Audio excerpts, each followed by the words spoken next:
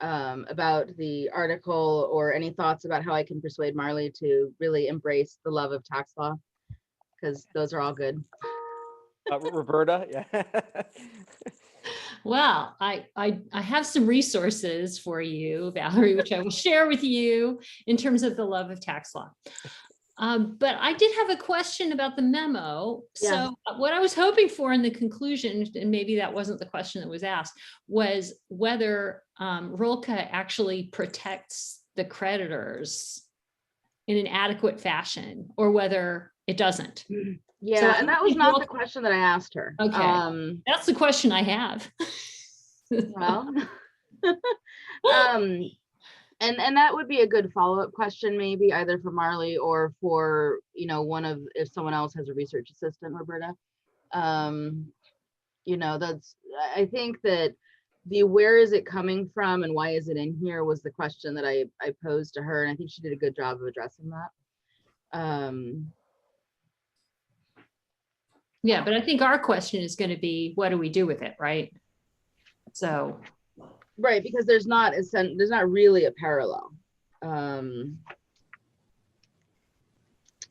Roberta, I think the answer is no. ROLCA doesn't otherwise protect creditors. The idea is that once,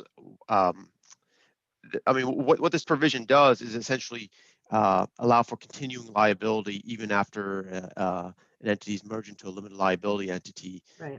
Which wouldn't otherwise happen under ROLCA. What ROLCA says is if you merge into a limited liability entity, you're personally liable for whatever liabilities existed prior to the merger, but not for liabilities that came into existence after the merger.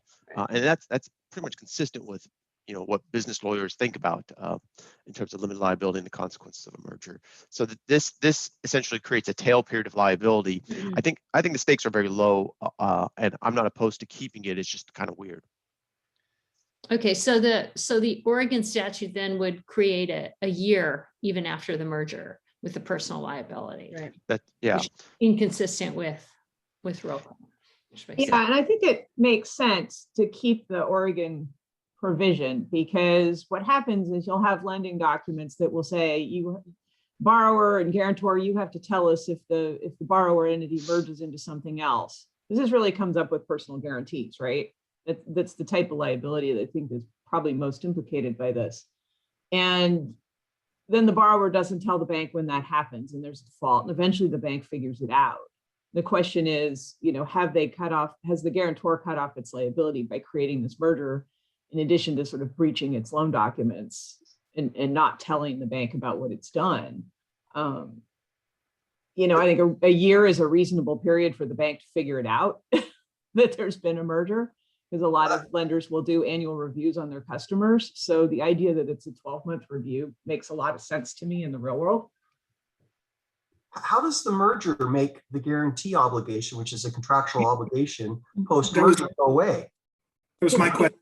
Well, because it guarantees obligations of the borrower, and if it's no longer the borrower that's using money. The Merger Act says it is the borrower. So if the merging entity is the one that's going away, that was the borrower, then by virtue of the effect of the merger, the surviving entity takes on the liabilities and becomes the borrower of the merging entity that went away. And the guarantee presumably is of the borrower's obligations under the guarantee, and the borrower is now the surviving entity. So I'm not sure I see that scenario, Teresa. It works if you have a term loan. If you've got a revolver, I'm not sure that it's quite as simple as an analysis where the borrower is paying off and then reborrows. So let's imagine you have that same circumstance. It's a revolving line of credit, and there's an obligation of $100,000 due on the date of the merger. And then after the merger, the new entity pays off $100,000 and borrows $200,000 more before the bank's figured out that it's a new entity.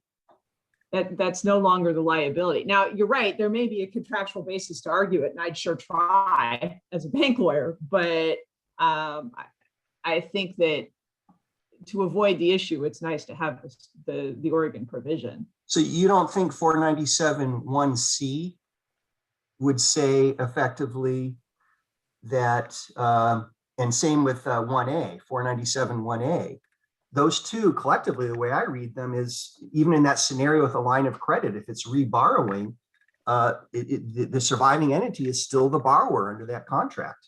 I think it would, but where do we find that in ROCA is the question. ROCA, I know the conversion one because I'm ready for that. Right, sorry, I didn't mean to put you on the No, spot. yeah, no, but it's there. It's there's a very similar effect. 1026A4 or A4 is the parallel.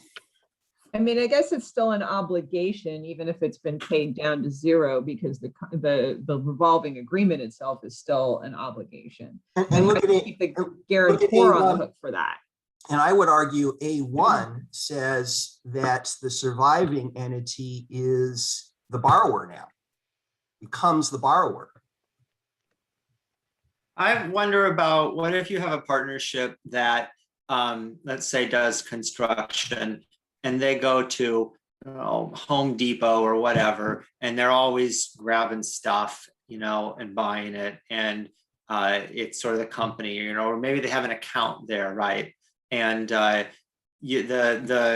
supplier is relying on the fact that the human is good for the debt of the company because it's a general partner. And they keep doing that after the merger happens, but the merchant doesn't know about this change. I would think that this provision of Oregon law protects the merchant in that case for the period of a year. And then you don't have to worry about whether a contract is a guarantee or the other stuff that Teresa was just worrying about. I just think it may not be that bank loan is the only circumstance where a creditor is protected here. I like Cody's hypothetical because it also illustrates why I think this provision might be unnecessary, which is Home Depot, when they do that subsequent when the individual does the purchase at HD, is going to have to indicate that they're doing on behalf of an entity, an LLC, or in this case, right, which should put the creditor, the other party, on notice that they're now interacting not with the general partnership, but with a limited liability entity. And so the onus is on them to seek whatever protection in the form of personal guarantee that they might want. This does the opposite, which says that even if you merge into an LLC and now you're an owner of an LLC, you're still personally liable because before you were a general partnership. And so creditors can still treat you like that. So I mean, I don't think it's fair, but again, I don't see a lot of general partnerships out there or general partners and limited partnerships that are individual. I just don't think the stakes here are huge. But I don't think the provision makes sense. But it only applies if the other party to the transaction reasonably believed the owner would be personally liable and had not received notice of the merger. Okay, so then I think you might have a veil piercing claim, right? I guess maybe this gives you a statutory basis for what would otherwise be a common law veil piercing claim. Well, I think Cody's hit on a problem that you do see, and that's small mom and pop vendors who think they're dealing with one entity and that entity changes and they just don't update their vendor arrangements probably more than once a year. They'll do a check on their customer. And so I do think this is protective of mom and pop vendors.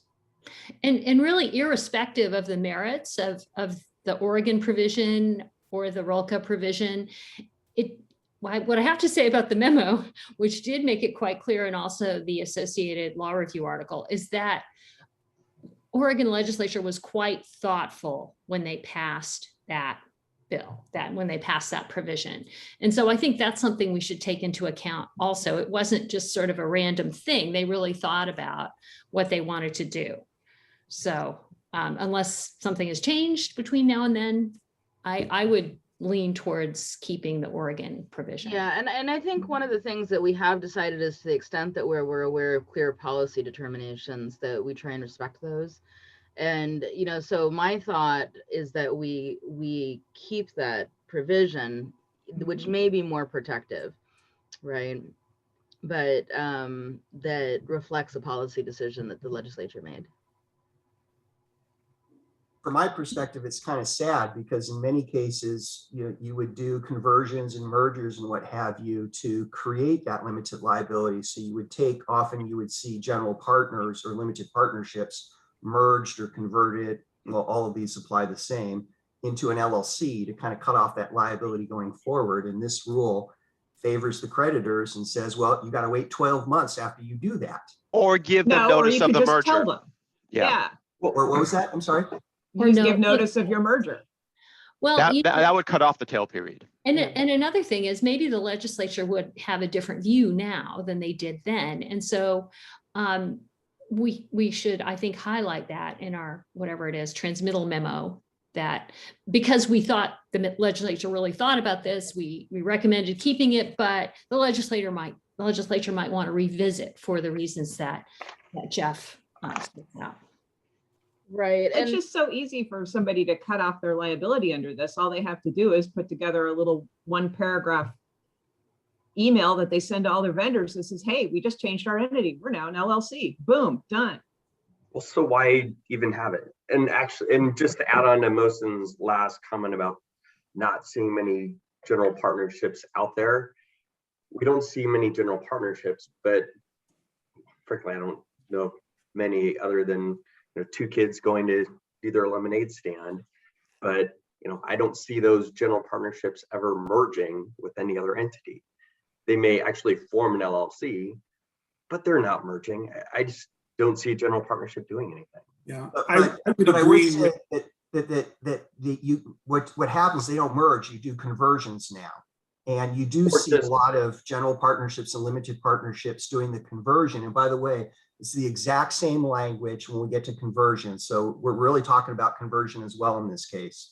Virtually everything we're talking about merger is the same issues in conversion, because they're almost identical, but you do see a lot of conversions of partnerships. And the reason is to get that limited liability protection that you didn't have before in the case of general partnerships or the general partner in a limited partnership. I don't even I know. would- I would think the general partnership would just form an LLC. They don't even need to convert or merge. And at that point, it's, you know, you basically worked around this point.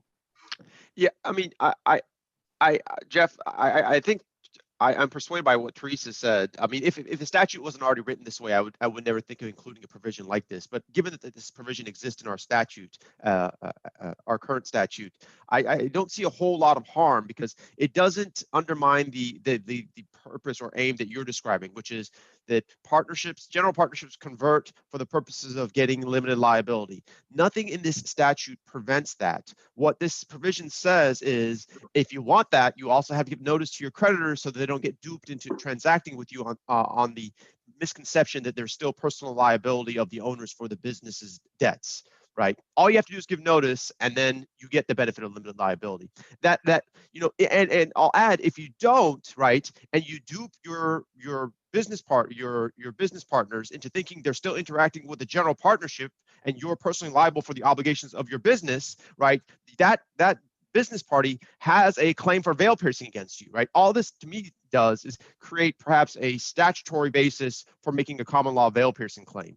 And so I don't see it as that controversial of a provision, even though I wouldn't necessarily include it if I were drafting on a blank slate. Michael? I would agree with Cliff's statement in that in the real world, I think this is a very, very narrow issue, because there aren't that many general partnerships that do business. And when you look at 497(1)(h), it's really a general partnership or a general partner and a limited partnership. Stopping there, those people have joint and several liability for the debts of the partnership. So it's that narrow issue where then they merge into an LLC, and they have that 12-month trailing. And I think, as we said at the beginning of this process, where we could discern a clear legislative policy, then you know, we're presumptively going with that policy that the legislature has laid out. So I'd be inclined to keep current Oregon law, but maybe flag it. This provision does not apply if someone signed a personal guarantee or otherwise has a direct contractual obligation. It's just in that amorphous joint and several liability land that if you're a general partner. So again, in the real world, pretty small, but I'd presumptively follow, you know, what the legislature has laid out. Yeah, and I think it's worth when we do, when we do the commentary and the markup of this section, to just flag that there was a policy decision made in the 97, 98 legislature that, we're preserving here and just for this limited circumstance. Okay. Anything further on that? The only thing, and I'm sorry if you guys covered this during the last call that I missed. Does this provision essentially make, well, if the general partnership converts or merges into an LLC, and does it make the general partner liable for any of the debts, not just debts that pre-existed the merger? Because it seems like it would be very odd to have a result where you now have an LLC member who's liable for debts post merger. This No, is it only applying to post-merger debt. It applies to, yeah, for the post-merger debt for the 12 months following the merger. Right, That's so- what makes it kind of an odd provision. Yeah, So and wouldn't it's we only want to applying, limit that? it's only applying to people who have no idea that you have become the LLC, for example. They think Well- you're still a general partnership and reasonably are thinking that you're still a general partnership. Yeah, and doesn't, it provides elsewhere that the pre-merger debts, you still stay personally liable for. You never walk away from those. It's really just post-merger under ROLCA, post-merger, no liability for the former general partnership in that 12 months period. Post-merger under ORS, you got 12 months of personal liability as if you're still a general partner. That's right. I mean, it's perhaps, ironic that, I mean, it's an important issue, but it probably affects, 5 transactions a year in the state of Oregon. So I don't know, on the one hand, we could probably talk about it for half an hour. On the other hand, I don't know how many it affects. Because it affects, I think, so few transactions, it probably doesn't matter much what we end up recommending to the legislature to do here. I think regardless of what we do, it's well worth flagging in our commentary that if we keep it, we're keeping it because it appears the legislature made a specific choice here.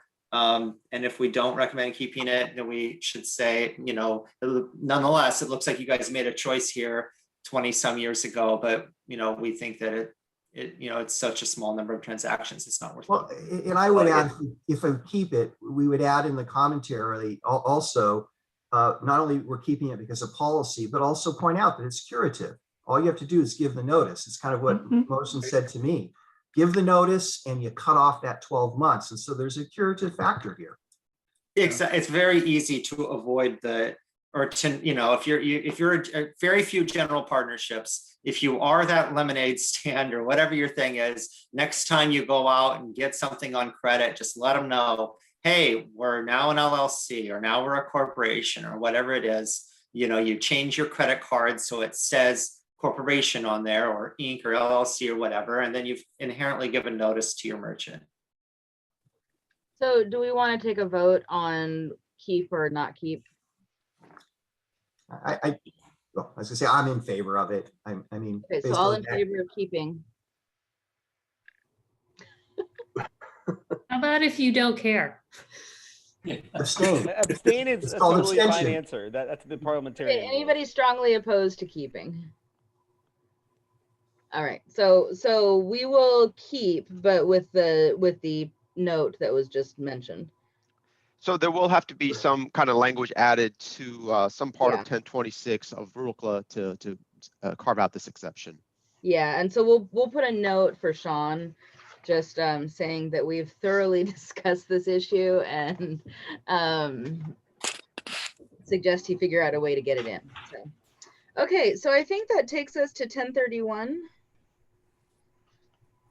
which is perhaps the best section number for an exchange provision. That's a good point. I just noticed that. Very good. Until Valerie. Congress maybe gets rid of it. We'll see. For now, it's the best number.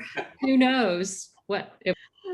There's only one Somebody problem. did that on purpose. I've hit that terrible level of tax nerddom. I apologize to all of you. That there's only one problem though. 1031 doesn't apply to entity interests. I know. Well, you should petition Congress and see what you can do about that, Jeff. Okay, yes, we really are geeking out now, and I like it. Oh, yeah, okay. Well, I have an initial question, but let's go. Is it a tax joke? Because I think we've lost the rest of the crowd. It's a tax question. It's a tax question No, related to. only tax jokes. Okay, Mohsen. So I'm not prepared to talk through the individual provisions. My understanding was that we would just talk generally about what this does and whether we want to do this in our statute. So to begin with, this kind of transaction, an interest exchange, is something that's found in the model LLC statute. It's also found in the MVCA.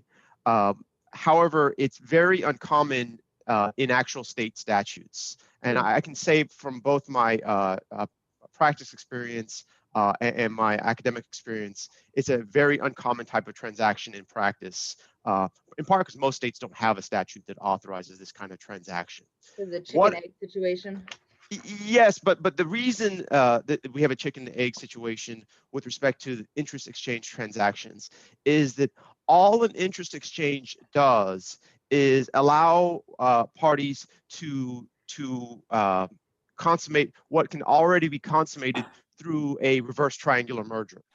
The idea behind an interest exchange is that one entity can become a wholly owned subsidiary of another entity, even if that target entity, not all of that target entities, well, that's not even true in this context.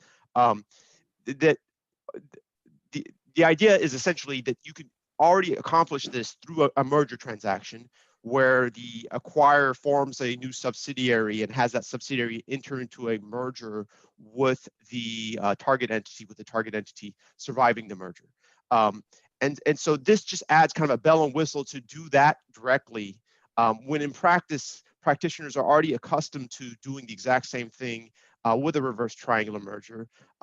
And by omitting this, right, I think we simplify our statute by not having these extraneous provisions in it, and don't lose anything. Because again, everything that an interest exchange contemplates, the only thing the interest exchange contemplates is to do what can already be accomplished through a reverse triangular merger.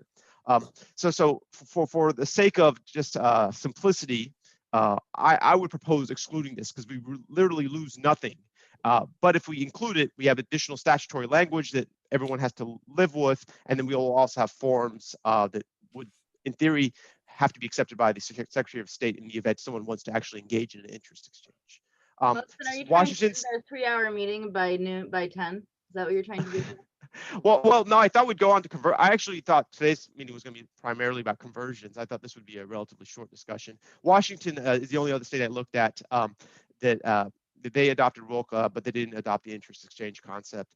I'm sure there are states that have it, but I think most states do not have the interest exchange concept.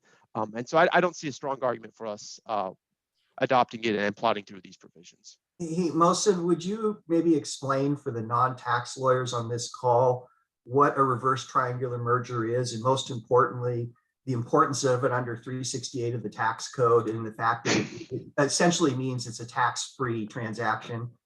I'm not a tax lawyer, and so I can explain to you the transactional consequences of a reverse triangular merger. I cannot explain to you the tax consequences other than roughly it gets treated like a stock acquisition. But I have diagrams from my M&A course I can share with everyone if anyone wants to understand. Go ahead. I didn't mean necessarily the details of how you do one, because that could take the next 3 hours as well. Although we do like a good diagram. Yeah, I mean, it'd be helpful. The point Diagrams are lovely. Okay, I'll try to pull one up. The point that I'm getting at is when you do these types of transactions, one of the things you have to be cognizant of and be careful of is you may be able to convert or merge or do an exchange, but one of the questions you have to ask is it a taxable transaction? And if it is, you got to be careful about stepping forward and doing it.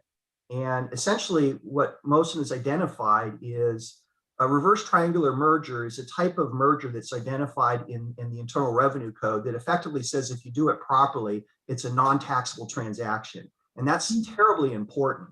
And you have to do it properly. You Yeah, have like, to do it properly. right. And I was just going to say, for example, you can convert a corporation to an LLC. But if you do that, that's going to be a taxable event. That's going to be a deemed liquidation of the corporation, and it's going to kick in the tax code and potential tax consequences and potentially significant tax consequences. So when you're looking at mergers, conversions, exchange, all this stuff, one of the things you have to ask is this a taxable transaction? And what Mosen identified is an exchange done properly, not only under ROLCA if we enacted it, but you have to look at the code to make sure you satisfy the code requirements. It won't be a taxable event. Well, and I was thinking, and I was hoping you were going to ask this, Jeff, so I don't have to reflect that I am not as familiar with the reorg provisions as I used to be, but an interest exchange seems to me to be sort of like a B reorg. Mm-hmm. You know, I haven't studied enough really to know which one it falls under. I'm looking at 368 right now. I have my tax. I am too. We're tax wonks. I'm sure Valerie's got one under her desk somewhere, and Michael as well. But I guess I want to go back to sort of the carpet layer point. And would a carpet layer be all up with, oh, well, we'll just form a subsidiary and we'll do the merger that way. We'll do a reverse triangular merger. Or would the carpet layer say, oh, well, you know, we'll just trade our LLC interests and we'll be good. Mm-hmm. And yeah, they could screw it up from a tax perspective, but does this provision help them not screw it up from an entity law perspective? Well, you mean the interest exchange part 5? If we the adopt interest it, exchange part. if we adopt it, they can do it. Yeah. And they could screw it up because you got to also be looking at the tax code and making sure you're complying with those requirements as well. So in one sense, by adopting it, you potentially give people an opportunity to screw up and make a taxable event. You could also get to the same place as an interest exchange if all of the equity owners of the target entity just sell their shares to the acquiring entity, right? That gets a stock sale where or equity sale where all the equity owners participate in the sale. That's a taxable event. For the sellers, it's a taxable event. Yes, yeah. So, but isn't a reverse triangular merger also? I mean, I know very little about tax law, but I understand it can be taxable, but it doesn't have to be. So. Okay. I guess the question that I would raise is starting from the premise, this isn't going to come up very often. It's just not, and I don't see our carpet layers are going to go out there. That being said, I mean, is there really a negative in this is probably a minor tool in the toolbox, but is there a negative in keeping that tool in the toolbox? In keeping it in the statute? Is there a compelling reason to take it out of ROLCA? I guess is my question. I'll offer two. One is information overload, right? We can only deal with so much information. We can only learn so much, and to have this in there gives us just another thing we have to deal with. And the other is additional paperwork that the Secretary of State will need to be prepared to process. But the flip side of the coin is it simplifies the setting up the subsidiary and doing the merger. So I think the real benefit here is simplifying the result, getting to the result. It simplifies the process that you would need to do if you did the reverse triangular merger. I think you stated the negatives, Mosen, and I think the positive is it just simplifies the approach to getting to the same place as setting up a subsidiary and just doing a statutory merger, which I can tell you is 361A1A, not taxable. Yeah, I don't know that information overload's a particularly compelling point when we've been spending a year walking through, 300 some pages of more than a year, Valerie. But I disagree. I mean, I don't think it should be the basis of a decision, but we should not discount the complexity of the law as a negative. But I don't know that it actually adds to the complexity of the law, because the process that you would go through to get to the same result is it's possible, but it's more complex. Yeah, and the question is it the law that, I mean, I don't even know what I'm trying to say here, but I want to point out on page 208 of ROLCA, it specifically talks about, this is simpler, right? The effective and interest exchange can be achieved through a triangular merger. This is the second to the last paragraph on page 208. Can be achieved through a triangular merger, blah, blah, blah. Part 3 allows the interest exchange to be accomplished directly in a single step rather than indirectly through the triangular merger route. So I think that gives a simpler option for LLC owners to accomplish this. And in terms of simplifying it, keep in mind, I mean, if you look at the interest exchange part 3 and you look at merger and you look at conversion, they're almost identical. We're already going to adopt merger and conversion. They've got the same statutory headings, the same sections, essentially. I mean, it's just, other than changing for the fact of the end result, it's like 3 or 4 parts that are almost identical. So is that an argument for or against?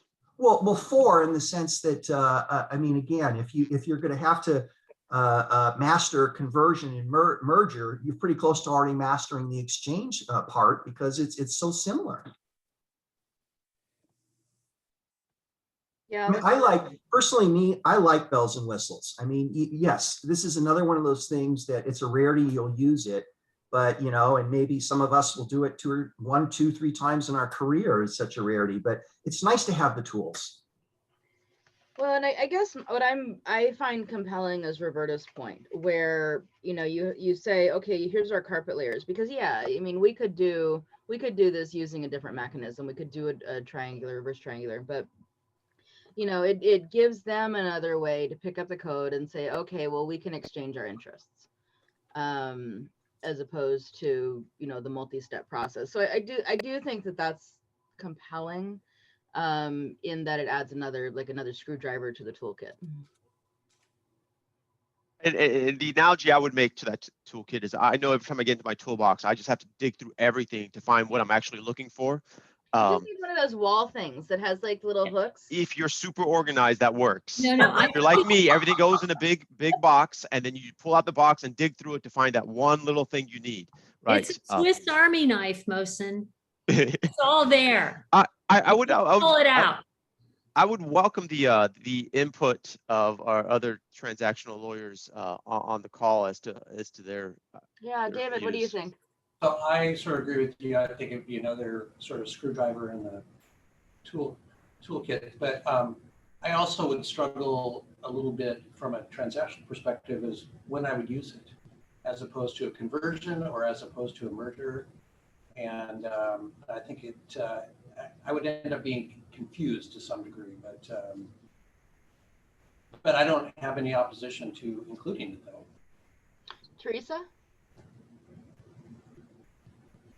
I would like to hear from Jamie on the Secretary of State's position as to how much this would cost to implement, because I am hearing the argument that we need new forms, and I'm aware that anytime we have a revenue impact, it makes it harder to get the bill passed. And given that it might not be used very much, I'm wondering if this is a fight that's worth having in order to have this extra tool. And maybe it is. I can see the advantage to having the extra tool, but I also don't want to have risk of the bill passing to get a tool that, maybe we don't need a red screwdriver because we have a blue one. Well, and I'm curious too, Mosin, what additional forms do you think are necessary? To effectuate a interest exchange, 1035 requires a statement of interest exchange to be filed with the Secretary of State. It's equivalent to a certificate of merger or the other conversions document that you have to file with the Secretary of State. So it's not a new form, it's just a new thing necessarily that you would. So it could just be a box on the form. Are you doing a merger? Are you doing a conversion? I mean, I don't know, Jamie, what do you think? I think that's right, because the contents of the document will be, I'll have to look more closely, identical to what you would file in the context of a merger or perhaps even a conversion. And so it could be the same form, but a box checked on that form. I'm not certain. I kind of see it as very similar to what we do with corporations with the share exchange. One of the things I was thinking about when we were looking through this is just that as we start moving through different entity types and trying to streamline what we're doing across entity types. I wonder if that's why this is in here, is trying to make it so that there's something similar to what we'll see in the other entity types. But right now, I could see it being a form. I can see very small changes that we'll have to make to our system to be able to file them on an LLC. I can tell you that with a share exchange, I file them. I'm about the only person in our division that files them because we get them so rarely that whenever someone sees them, they are like, oh my gosh, what is this? What am I So- supposed to do? And so then they send it to me and they say, Jamie, can you help me? And I can tell you it's probably, maybe one a year, and probably less. So I'll confess my ignorance here. When a few meetings ago, I asked if the concept of an interest or share exchange exists under Oregon law, and what I heard was no. And so now that I look up, I see that we do have share exchanges under our corporation statute, and that actually changes my thinking. Then, if we already have, if we have this needless complexity in our corporate statute, then I do think then we should have a uniform needless complexity in our LLC statute. I still, if I were drawing on a blank slate again, I would not include this, but we are not. And if we have it in our corporation statute, I think the LLC statute ought to have it too. I probably could have. We've just created the heading for this section in the CLE materials. I could have probably shared that a lot earlier in the conversation and saved us a lot of. Well, but Jamie, you also you add a nice empirical point, which is this in the corporate context almost never happens, right? And so here we are about to spend how many human hours to talk about what it should happen in the LLC context.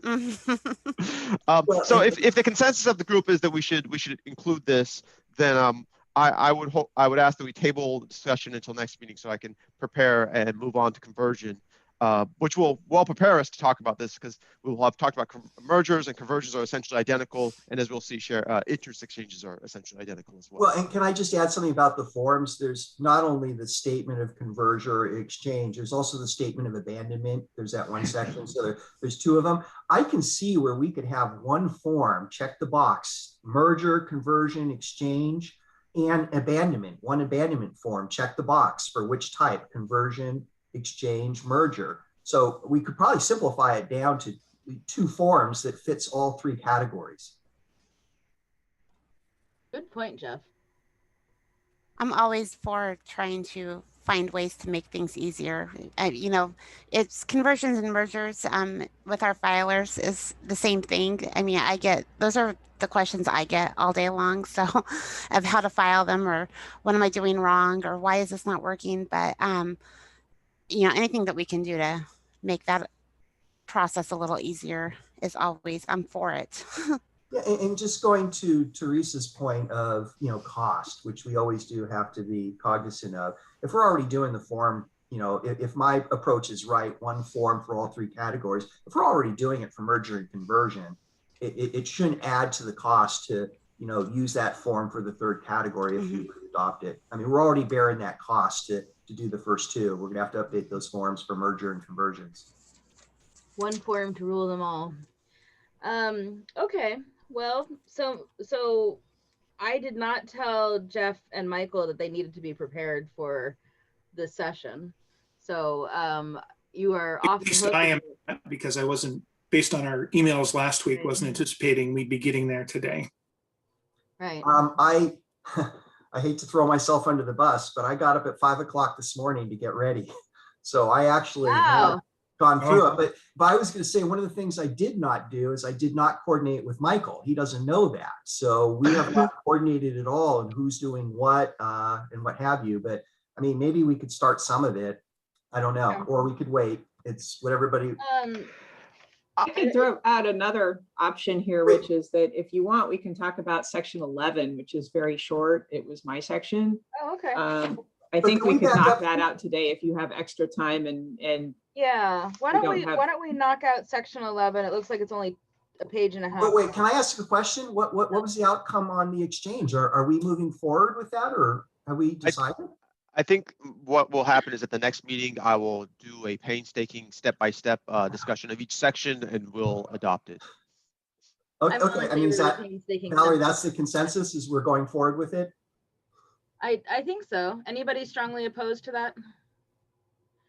It's all your cost saving measures, Jeff. They save the day. Well, again, I I don't feel strongly about it. I like tools in the toolbox Yeah, I do too. because, they are different. Either, you can, the more tools you have, the more you can do for your clients and be efficient. So I just approach it from that perspective, but I don't feel strongly. I've never done one of these before because Well, we couldn't, right?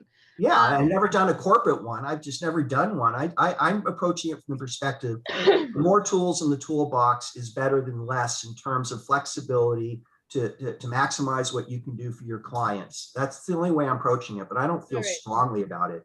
So we'll save the screwdriver discussion for next session. And Teresa. Okay, so that just to be clear, so Michael and I will start next session on conversion if Teresa's done, and if not, after Teresa. No, Well, I thought I would go first yeah. on or interest exchange, and then you would go, Jeff. Okay, well then, looks like we may have a couple meetings, Michael, before we're up. I doubt it because section 11 is not very long and not very difficult. Well, but I think what we're doing is we're going to stop today after section 11. Okay. So we'll all get out of here early, which I know will make everybody really sad. And then Jeff and I will be ready to go next month as Yeah. well, because hopefully Mosen's painstaking section won't be too painful. well, and I think there's a lot of commonality between the part 3 and part 4. Yeah. Yeah. So so some of the discussion will inform. So I think we should all be prepared to talk about both part 3 and part 4, because I think our discussion in one is going to inform our discussion in the other. Yeah, they're so identical that by the time we've done merger and we're done with the exchange, it's like same thing we're going to do in the other two. It's going to be the question. Yeah. Yeah, it's a bit of an echo. Yeah. Okay, and not that many pages either for the whole rest of this. So okay, so Article 11, and then we'll get at least the substantive August meeting on the calendar, and then we should be done for today. So section 11 is really actually pretty straightforward. Section 1101 is the provision that basically says this is a uniform act, and when you're interpreting it, you ought to consider uniformity as one of the things that you look at when interpreting this act. Pretty much all of the uniform acts that I looked at have similar language like this, including the uniform acts that Oregon has already adopted. And so I would recommend that we adopt section 1101. Okay. I don't know if anybody has any comments on it. It's not terribly exciting, and I know nobody probably thought to read it ahead of time. So, Well, the only comment I would just throw out there for discussion is, to the extent we are consciously adopting non-uniform variations to this Uniform Act, should we put a proviso in this provision saying that, of course, this provision doesn't apply in areas where our state statute is not uniform? I think that's something we would put in commentary rather than put into the text of the provision. Okay. Is this something that I would agree with have that. adopted? Is this something that other states have adopted? Because it sort of looks like it's really just about the Uniform Act. No, if you actually look at the uniform statutes as they get adopted in states, including like other uniform acts that we've adopted in Oregon, they include language like this. This is kind of funny. It's kind of, I don't know, navel gazing. I think it's just direction to the courts. When you think about this, you get to look at, and I have cited this provision, for example, from the Uniform Fraudulent Transfer Act, when I have a case that's on point out of Washington that I'm citing in an Oregon That makes sense. piece of litigation. I'm like, see, and you can look at this. Okay, that's a good point. I find it very useful to have this kind of thing. The one thing I question is, if you look at the language in applying and construing this Uniform Act, consideration must be given to the need to promote uniformity. What about changing that to the desire? Because the need sounds like a requirement. And it goes to the point that we change it. And so there's not 100% uniformity between states. Yeah, and then maybe instead of saying construing this uniform act, since our act is not actually going to be uniform, right? And construing this act. Right, they normally Right. put brackets around that. Maybe that should have been bracketed by them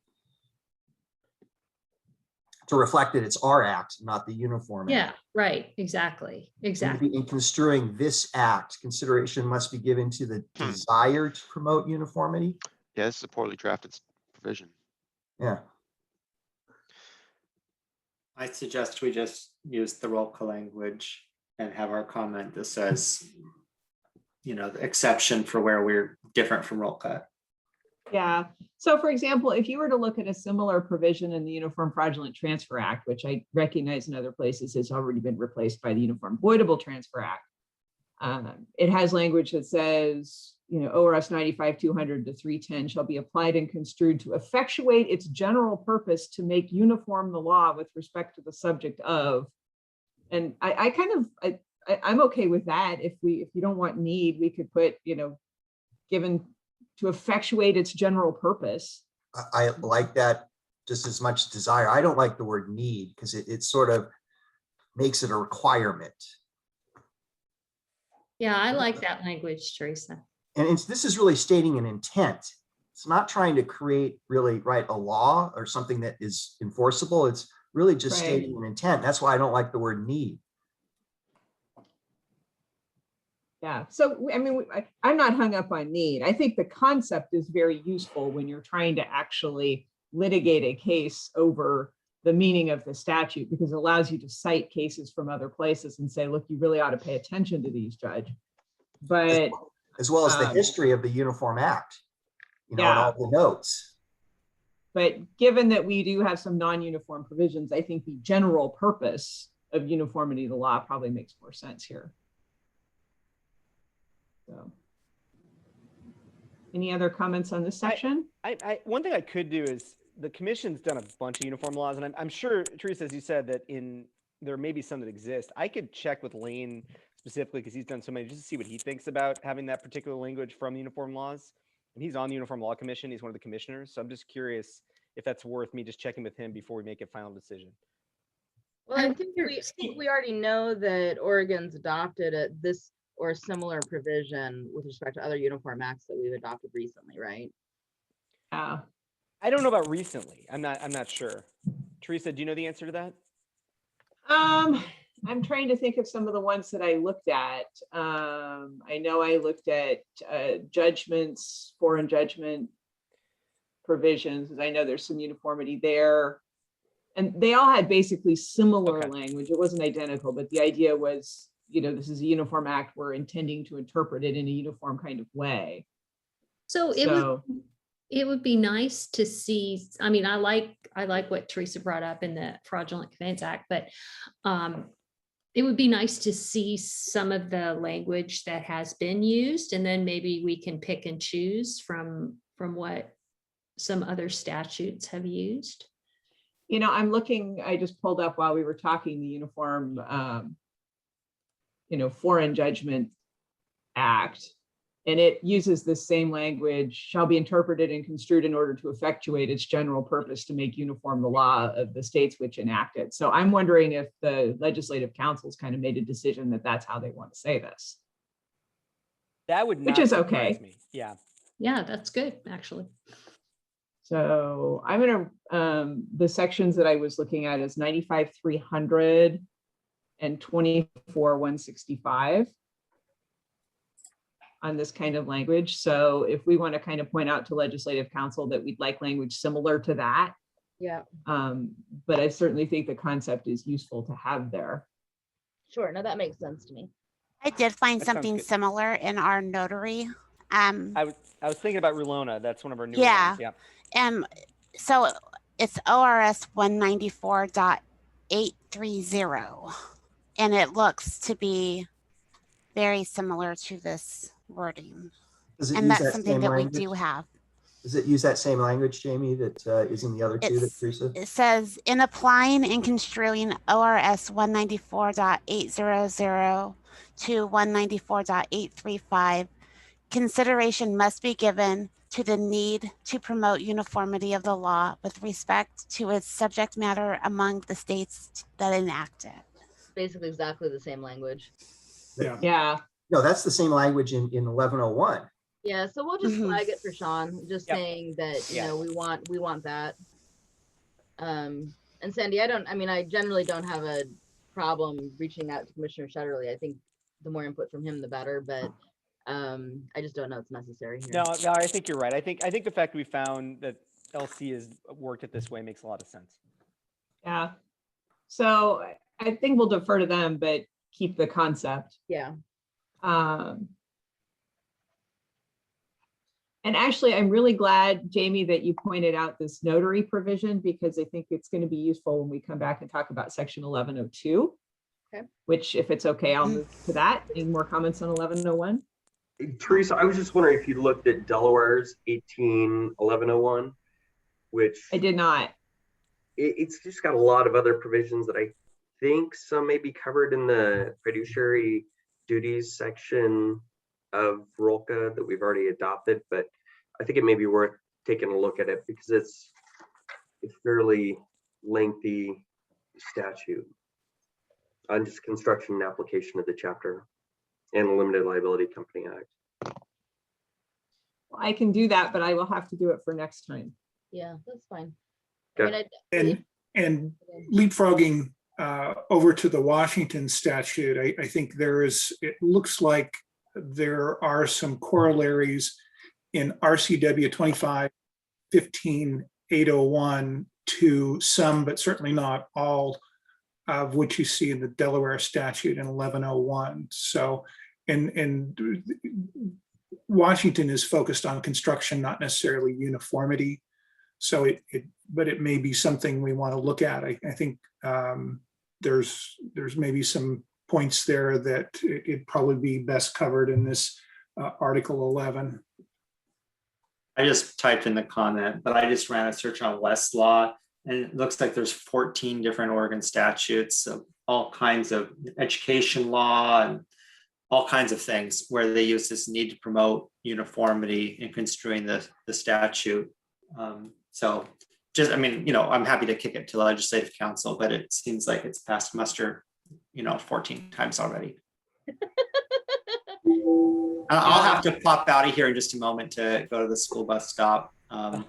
You all may end before I get back. And I'll check in with Sandy about what I missed. No problem, Cody. Yeah, I think some of the provisions on construction that they have in Washington, there are provisions in Oregon law about construction of statutes generally.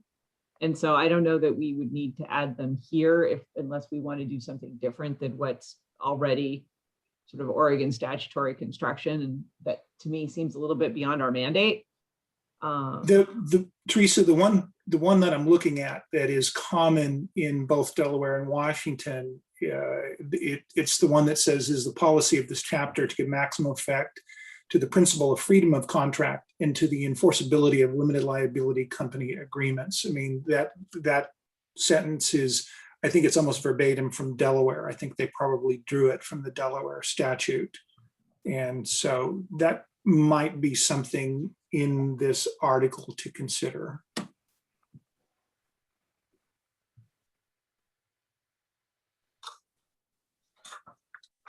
Is it something that you think we need? I mean, I'm not opposed to it. I'm not sure what it. I would argue that it's somewhat incongruous with the statute that we're discussing. This statute includes a number of express provisions limiting the freedom of contract, whereas Delaware's does quite the opposite.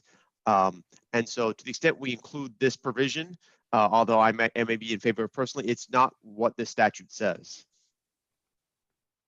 It's not what ROLCA is. The substance of ROLCA does not give maximum effect to the freedom of contract. I think that's probably right, given that we have put limits on what parts of LLC statutes you can amend and can't amend.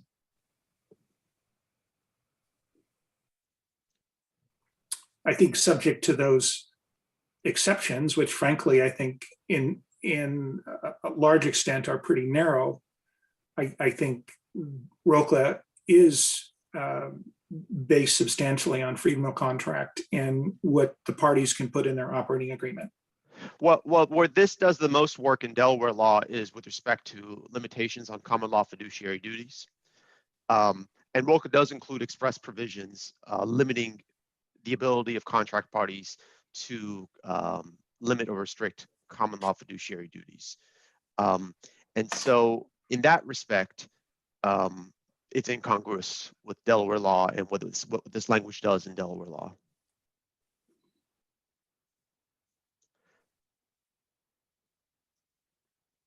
Well, I think conceptually right now I'm okay with it. If we want to revisit this, having looked at other provisions next month, I think that's fine as well. But I think Legislative Council is going in a direction with the other acts that we should be consistent with here. I'm not opposed to taking a look at other stuff, but I do think that we have examples of how Legislative Council has addressed this already that would be more consistent with what we've done here. So would that mean we wouldn't change it? Right. I mean, I think we would say we're okay with the concept. Legislative Council, if you need to tweak the language a little bit, for example, it's opposed to saying this uniform act to put in the specific statute reference numbers, which is what it sounds like they did on the notary stuff, Notary Act. Then And the other ones. Yeah. I mean, I think that given Mosen's point, if you're going to take a provision like RCW 2515-801 sub 2, you would have to add something to the beginning of it that says, except as otherwise stated herein, it is the policy of this chapter to give maximum effect to the freedom of contract. Right. Because there are provisions, and then I'm wondering, what is somebody going to just wonder what the heck that sentence even means? So what it could mean is things like the following.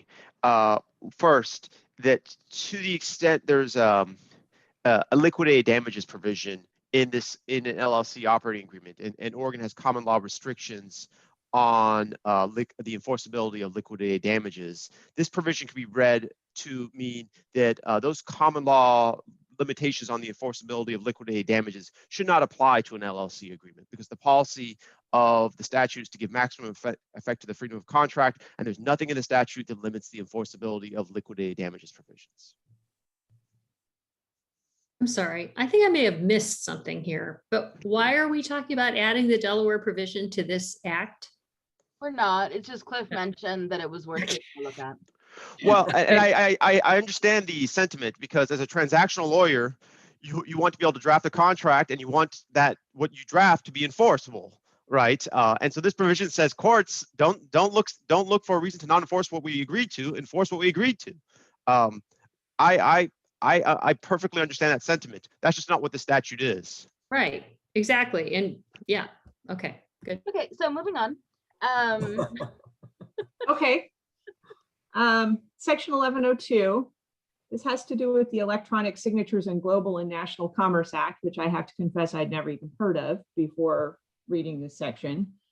But apparently that is federal legislation, because I went and tried to read it. Federal legislation that essentially sets forth accepting electronic signatures on things rather than requiring us all to use ballpoint pens forever and ever into perpetuity. And the federal act basically says it preempts everything under state law unless the state law includes special magic language that it's not preempted. And I know there are signature requirements in here and things that need to be executed and so forth. So I think the idea is to make ROLCA effective, notwithstanding the National Global Signatures Act.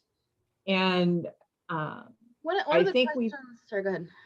I was gonna say, I think we've done this in other sections, because when Jamie pointed out the Notary Act, this same language or similar language where this act modifies the Global Signature Act is pretty much exactly the same as what's in ORS 194-835. So we seem to have done that before. when we have wanted our state statutes to mean what they say and say what they mean and not be preempted by federal law. So I think we should go ahead and do this. And we certainly have precedent for doing so. Right. I mean, I guess my question is, does anybody know, or has anybody looked at how this plays with our own Electronic Signatures Act? Okay, so maybe that's a good law clerk question, is if there's any concern about whether this section, because I agree with you, Teresa, I think particularly if we've seen this in other areas, that it makes sense to adopt, but I just want to make sure that we're being cognizant of the fact that we have our own Digital Signatures Act, and if we have to have reference. Well, I'm all in favor of having law clerks have stuff to do. But it looks to me like, just from this plain language, it's not saying that. I don't think it would affect other state laws. It's just saying, look, we can do whatever we want as a state. It's the, as Teresa put it, it's the magic language that takes the federal preemption off, which apparently is contemplated by the federal act. So I don't see that it would be a problem for other state laws, why this would affect that. Yeah, I don't think this would affect that, but I think Valerie's point is well taken, which is we should look to see if there's something that does conflicts with our Electronic Signatures Act, so that Legislative Council can sort it out and make sure that they know which one's going to apply. Right. I don't know if it's so much a law clerk question as a Legislative Council question when they look at this, to point out to them, hey, do you need to look at the state act and make sure they're consistent? And then they can come back to us if they have concerns about how to do that. Although I suspect they're probably more familiar with that issue than we are. The Federal Electronic Signatures Act specifically says you can use this magic language to get out of it. And so it is contemplated by the federal act that states would be able to do this if they wanted to. So Teresa, your point is that maybe Legislative Council should look at our entire LLC statute to make sure it doesn't conflict, not this particular provision. No, I mean, yes, but no. Right?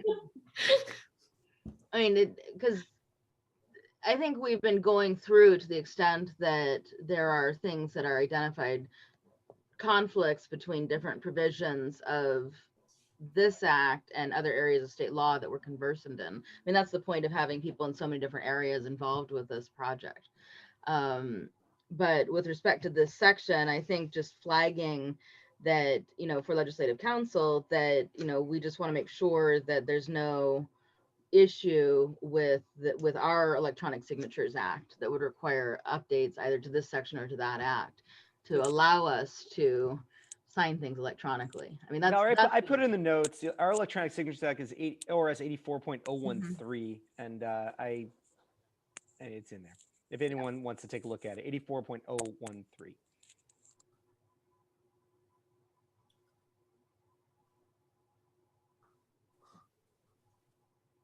Okay. Okay. Section Shall 3. Shall we move on? Yes, let's. Okay. Section 3 is essentially an implementation provision. It says this act does not affect an action commenced, proceeding, brought, or a right accrued before the effective date of this act. I think that's pretty typical when legislation is adopted, to say what's governed by the old act and what's governed by the new act. Obviously, we don't know yet what date is included, but this strikes me as entirely uncontroversial. Do we want to have some sort of phase-in or period of time where you could elect to have one act apply or the other act apply to your documents if you specifically so state? Roberta's saying no. Because what we've been talking with Legislative Council about is saying, okay, we currently have ORS Chapter 63, and the idea is that this would become 63A, as opposed to just going bam at, sine die, replacing everything. And so we could either put in a prospective effective date, or we could have some sort of elective provision. I didn't know if people felt strongly one way or the other. I guess I was shaking my head because typically tax legislation sometimes if it comes out as proposed or regulations, they come out as proposed and they say you can elect to use this proposed regulation Right. or the old stuff. I think that's fine, but I think once it becomes effective, there shouldn't be an opt. Right. So I mean, we've been suffering through the implementation of the corporate activity tax for the last year. And, you know, giving people time to become conversant with what the new law says so that they can, you know, incorporate it into their provisions, educate their clients, and, you know, make sure that they understand what's going on before it becomes completely effective. And also to give the agencies that are implicated, like Secretary of State, time to adopt forms and to do everything. I don't know what's the best way to do this. So, I mean, I prospectively say, so if this is adopted in the 2023 session, it will, you know, sine die will be sometime in what, August, September of 2023. It has to be before July, actually. So right around then. Right. Oh, I know, but so 90 days post sine die, sorry. Yeah, exactly. Would be the typical non-emergency effective date.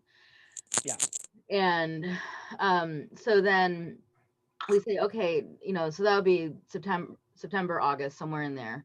You know, do you want to have it go into effect 90 days sine die, or do you want to have it go into effect at some other point in time? I mean, how much time do we think people are going to need to, you know, get up to speed on this?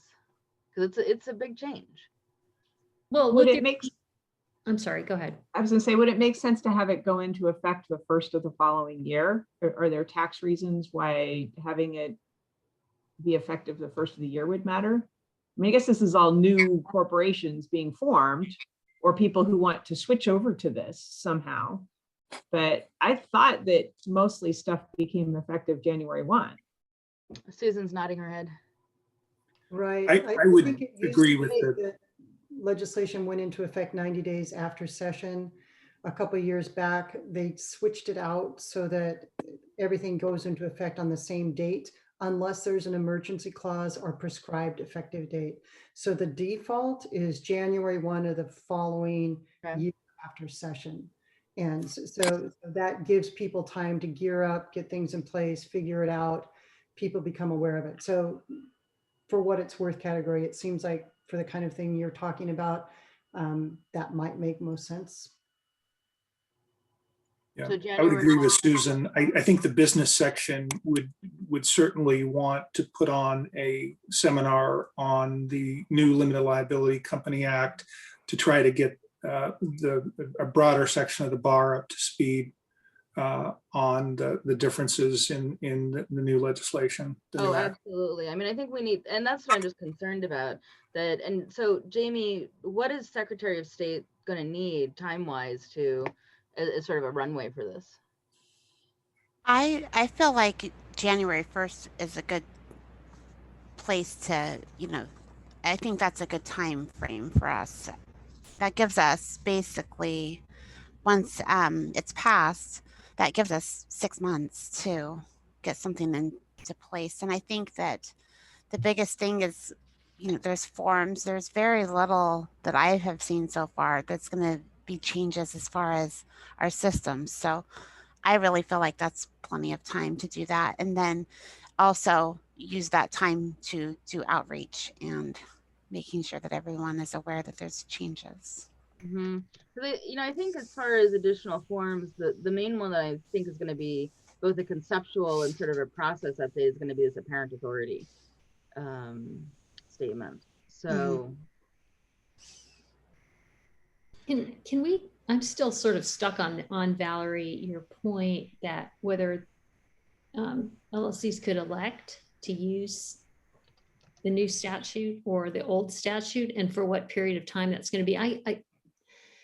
I'm always concerned about having two statutes apply at the same time in terms of potential for confusion. And I just, could you explain what exactly you were contemplating? Because I think I'm assuming you're contemplating something and I don't actually. No, I'm just thinking as far as process and getting the documents together in one place, the code together in one place, because Sean's contemplating that this is going to go in as 63A.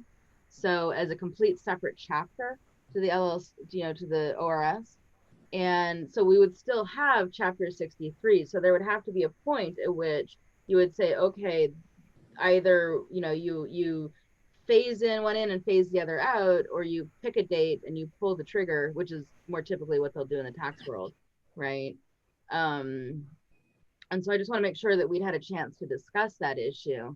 Because, you know, Mosen pointed out that we talked, you know, 110 talks about the effective date, right? But here we are talking about, okay, you know, I want to revisit this as we're going through, having gone through, you know, the vast majority of this act, if there's any implementation concerns we have.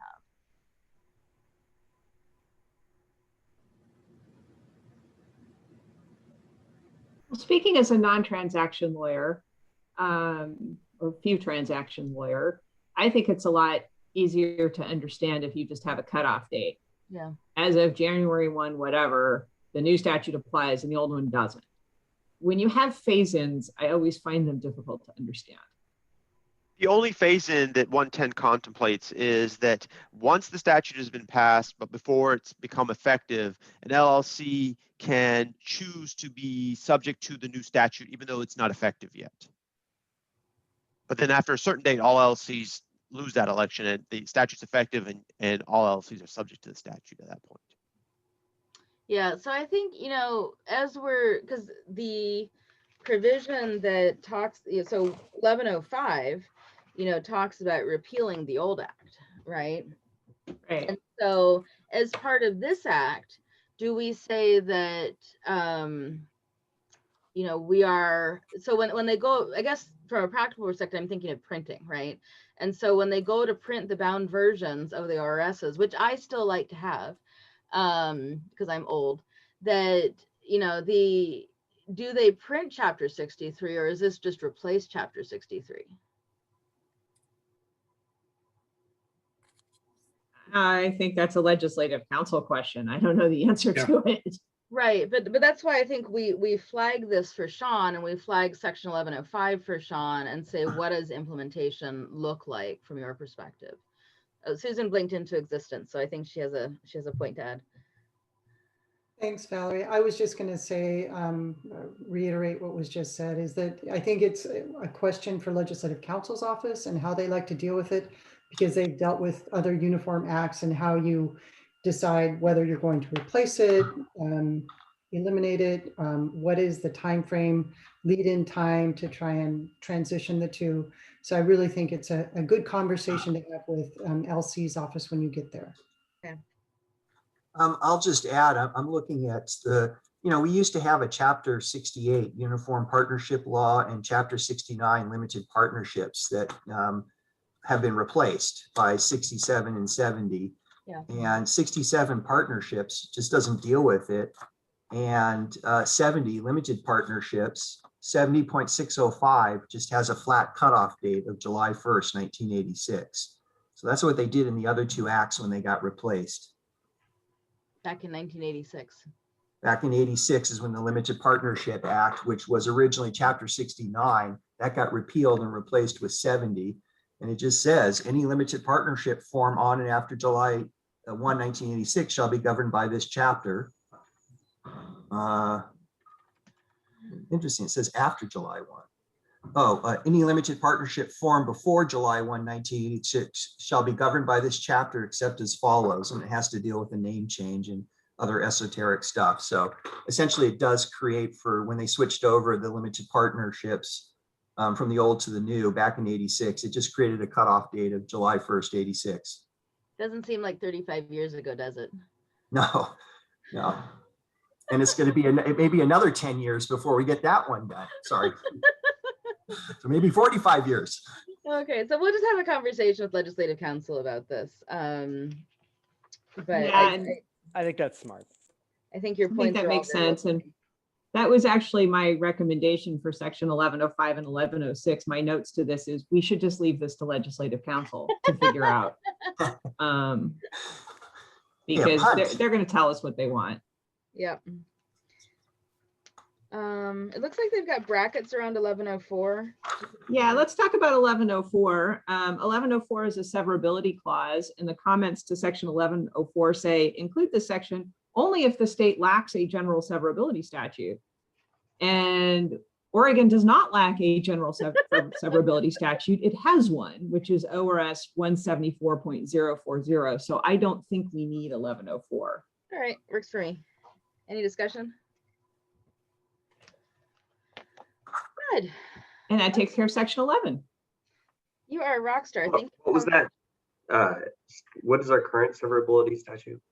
174.040. Thank you. All right. So I think with that, we can end this meeting early and plan on getting together on the 14th, talk both about the corporate phase of this and sort of what the next phase of the LLC Act project looks like. And then talk about, you know, the exchange and conversion provisions, if that's okay with everybody. Okay. Yeah. A little extra time is awesome. Excellent. Okay, so August, what does August look like for everybody? Better do it early August because our is- students come back. August is generally terrible for me, so don't Is it? plan around me. Are you I'm going planning somewhere on going on vacation. fun? Nice. The whole Okay. month, Teresa? I'm jealous. Um, The whole month. I'm planning on taking off a lot of August, yes. Nice. Good for Okay. you. I'm jealous. Okay, for everybody else who won't be taking off a lot of August, what does the week of the 9th look like for everyone? Good for me. That is, I can only do the beginning of the week. Actually, I can only do Monday. So if we're doing a What policy. does Monday the 9th look like for everybody? That works for me. All right. Or I can't do the 10th. I'm impressed that you guys already have plans for August 10th this early on. Well, My- it's it's all the- work related for me. That's the first time I'm flying in a long time. I'm going back to Oh, brave. see my family. Nice. I'm doing that in June, Sandy. This month. I'm doing 2 weeks. I'm getting on a plane for the first time in, 15 months. Yeah, I'm not quite there yet. So Yeah, I'm not either, but my mom's 86. I gotta go. I hear Things you. are different out there. I just got back from Greensboro, North Carolina, where I was in an elevator with like 10 people, all without Are you holding your breath? and ate Cliff? a buffet.